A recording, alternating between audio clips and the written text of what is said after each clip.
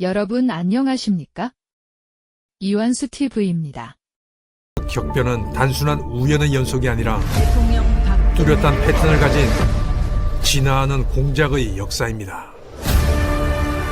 사실 2024년 12월 3일은 내란이 아닌 거대 야당의 체제 전복이 완성된 날입니다.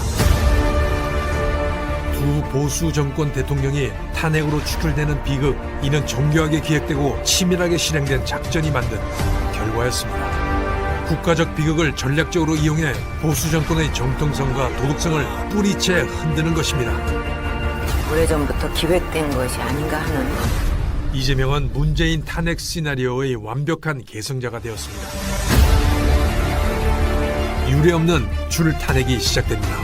정부가 제출한 예산안을 야당이 단독으로 감액해 부정선거가 아니면 거대 야당을 만들 수 없고 통계적으로는 조작이 아니면 나올 수 없는 그래프입니다. 비상계엄은 공정한 선거를 통해 새로운 대한민국을 건설하라는 하늘이 대한민국에게 내린 준엄한 경고입니다. 첫째, 윤석열 대통령이 무조건 같이 가야 된다. 원칙입니다. 두 번째 뭐라고요?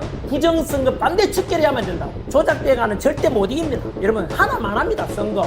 근본적인 문제입니다. 이게. 세 번째는 한동훈 같은 내부 가짜 우파들, 가짜 내부 총질한다 무조건 내보내야 됩니다. 아니 몸속에 암덩어리가 있는데 사람이 건강하겠어요? 자유민주주의 안돼! 사랑합니다!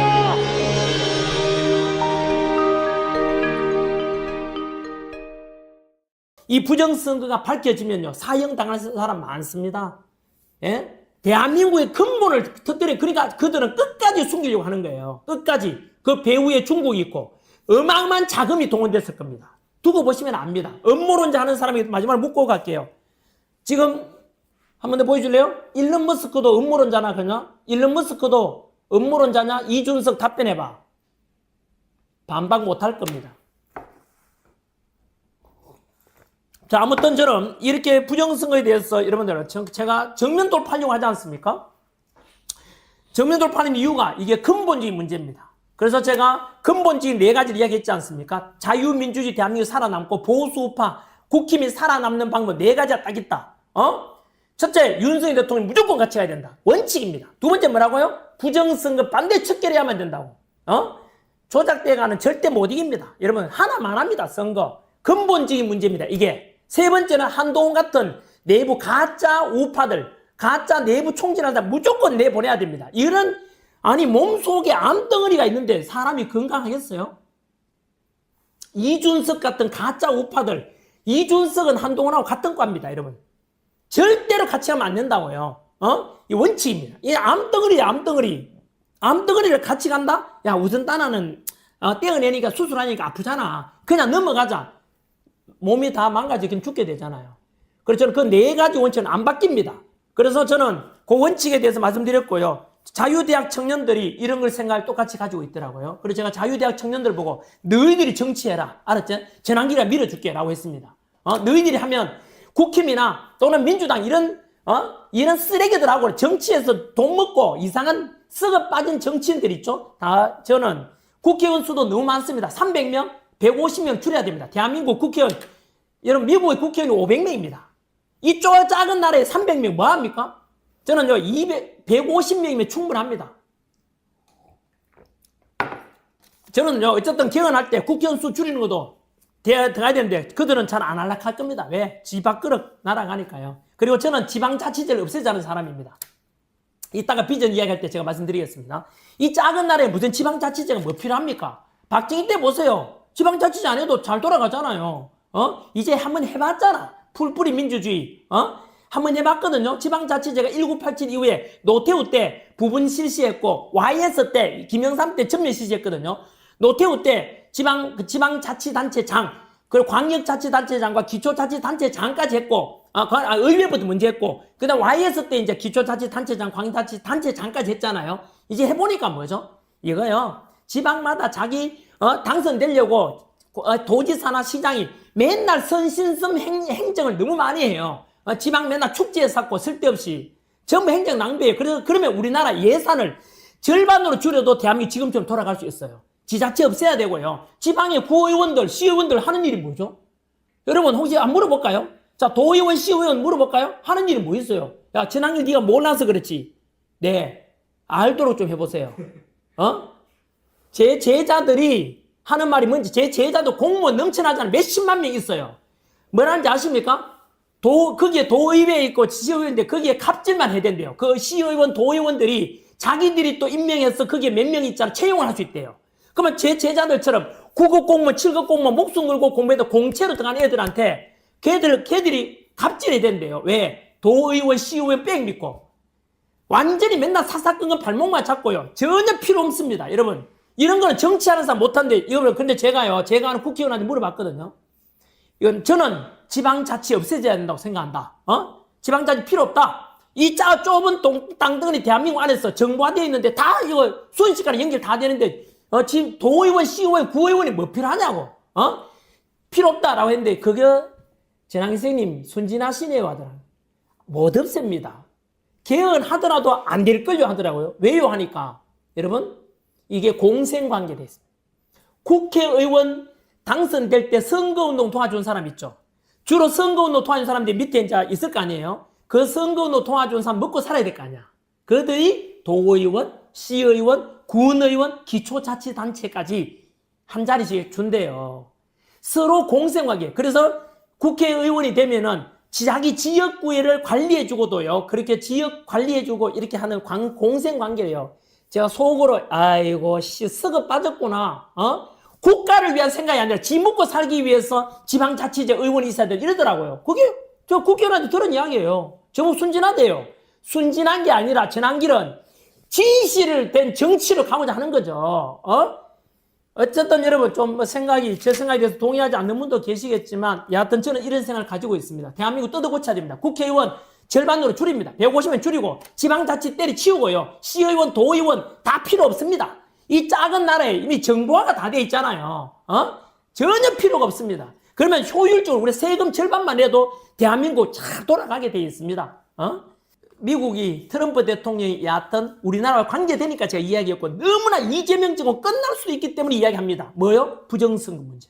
예? 베네수엘라 마두로 잡아가듯이. 제가 그래 K 마두로 이재명 잡아갈 수 있다 그랬잖아요. 6.3 대선이 무효가 된다고요. 이재명 가짜라니까요. 그러니까 이재명은 죽으라고 막을 하겠지만 트럼프 대통령이 나설 수도 있다 이거예요. 왜요? 우리 국민을 위해서 나서는 게 아니라 트럼프 대통령 전 세계 지금 부정선거 이거를 척결하려고 하는 사람이에요. 트럼프 대통령 아니면 못 막아요. 왜요? 안에 FBI, CIA까지도 돈 먹고 있잖아요. 바이든에 이렇게 부정선거 숨기고자 하고 이런 놈들이 많기 때문에 그렇대요. 자, 그까지가 미국에서 내부까지 들었던 이야기입니다. 이 연장선에서 우리 전환길에서 이영돈 PD 우리 같이 만든 영화 이 영화가 전 국민에 보여져야 되고 이게 미 의회에도 상영될 수 있다는 말씀 드리고 그리고 연장선에서 여러분 덕분에 자유구독료 많이 보내주신 덕분에 저는 이 돈을 가지고 그렇게 어쨌든 모든 걸 걸고 대한민국 바로잡는데 모든 걸 걸겠습니다. 시청자 여러분, 지금 대한민국에서 벌어지고 있는 상황은 단순한 정치 논쟁이 아닙니다. 우리는 이미 체제전쟁이 한가운데에 서 있습니다. 총과 탱크는 없지만 제도와 여론, 사법과 언론을 통해 국가의 방향이 조용히 그러나 분명하게 바뀌고 있습니다. 이 전쟁의 가장 무서운 점은 많은 국민이 전쟁 중이라는 사실조차 인식하지 못한다는 데 있습니다. 겉으로는 개혁과 변화라는 이름을 쓰지만 그 이면에서는 자유민주주의의 기본 질서가 흔들리고 있습니다. 지금 이 흐름을 제대로 보지 못한다면 우리는 선택하지 않은 결과를 받아들이게 될지도 모릅니다. 체제전쟁은 누군가 대신 싸워주지 않습니다. 정치인도 권력자도 대신 책임져 주지 않습니다. 이 전쟁의 승패는 오직 시민의 각성과 참여에 달려 있습니다. 시민이 깨어나지 않으면 변화는 일방적으로 흘러가고 시민이 함께하지 않으면 자유는 너무 쉽게 무너집니다. 침묵과 무관심은 중립이 아니라 방관입니다. 대한민국을 지킬 수 있는 힘은 깨어있는 시민의 연대에 있습니다. 지금은 기다릴 시간이 아닙니다. 지금 이 순간이 바로 시민이 나서야 할 때입니다. 체제전쟁은 하루아침에 완성되지 않습니다. 수십 년에 걸쳐 인사구조를 바꾸고 법 해석을 바꾸고 기준과 상식을 바꾸며 천천히 진행됩니다. 사법은 판단을 미루고 언론은 침묵하거나 왜곡하며 행정은 책임을 회피합니다. 이렇게 쌓인 결과는 어느 순간 돌이킬 수 없는 상태가 됩니다. 그때가 되면 국민은 선택하지 않은 결과를 떠안게 됩니다. 체제전쟁은 이미 과거형이 아니라 지금도 진행형인 현실입니다. 이 전쟁은 누군가 대신 싸워주지 않습니다. 정치인도 권력자도 외부 세력도 대한민국의 체제를 대신 지켜주지 않습니다. 오직 깨어있는 시민의 각성과 행동만이 체제전쟁을 막을 수 있습니다. 침묵은 중립이 아니라 방관이며 무관심은 항복과 다르지 않습니다. 지금 필요한 것은 분노가 아니라 인식이고 구호가 아니라 연대입니다. 대한민국의 미래를 지키는 마지막 방어선은 시민입니다. 지금 이 순간 시민이 나서야 할 때입니다. 체제전쟁은 한쪽의 승리로 끝나지 않습니다. 한번 무너지기 시작한 체제는 연쇄적으로 붕괴됩니다. 경제 질서가 흔들리고 안보 판단이 흐려지며 외교의 기준도 사라집니다. 국가는 더 이상 방향성을 제시하지 못하고 국민은 불안 속에서 분열됩니다. 이 혼란이 길어질수록 체제를 설계한 세력은 더 단단해지고 일반 시민은 점점 무력해집니다. 이것이 체제전쟁이 가장 잔혹한 이유입니다. 시청자 여러분, 전환길은 연봉 60억의 기득권을 스스로 내려놓고 지금 이 순간에도 미국 현장에서 시민과 해외 교민들에게 진실을 알리고 있습니다. 전환길은 전환길 TV를 통하여 올드미디어가 전하지 않은 진실한 뉴스를 직접 책임있게 전달하고 있습니다. 외롭고 힘든 길임을 알면서도 그는 꿈에서도 거짓말은 하지 않는다는 다짐으로 이 길을 걷고 있습니다. 이 싸움은 전환길 혼자의 싸움이 아닙니다. 진실이 침묵되지 않도록 시민 여러분의 응원과 기도가 필요합니다. 전환길의 목소리가 멈추지 않도록 구독과 좋아요로 함께 해주시기 바랍니다.